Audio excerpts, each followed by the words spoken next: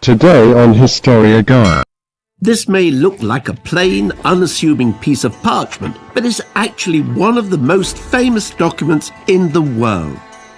Magna Carta, meaning the Great Charter, has inspired people across the centuries, from Thomas Jefferson to Mahatma Gandhi.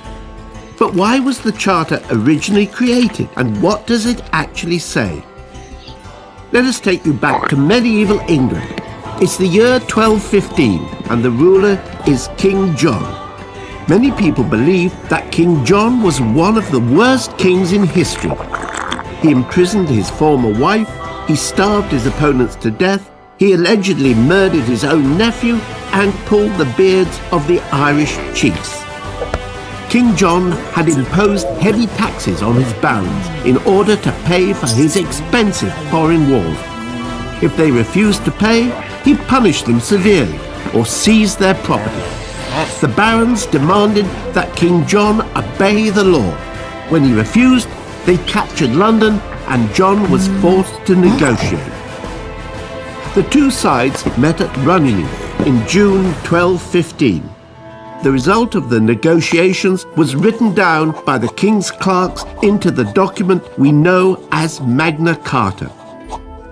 Although most of the Charter's clauses dealt with medieval rights and customs, Magna Carta has become a powerful symbol of liberty around the world. The most famous clause, which is still part of the law today, for the first time gave all free men the right to justice and a fair trial. No man shall be arrested or imprisoned except by the judgment of their equals and by the law of the land. To no one will we sell. However, this clause was not as liberal as it sounds. The Charter only applied to free men.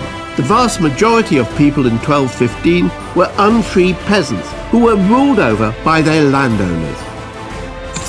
And although Magna Carta was intended to create peace between King John and his rebellious barons, England was plunged into civil war after the Pope declared the Charter invalid.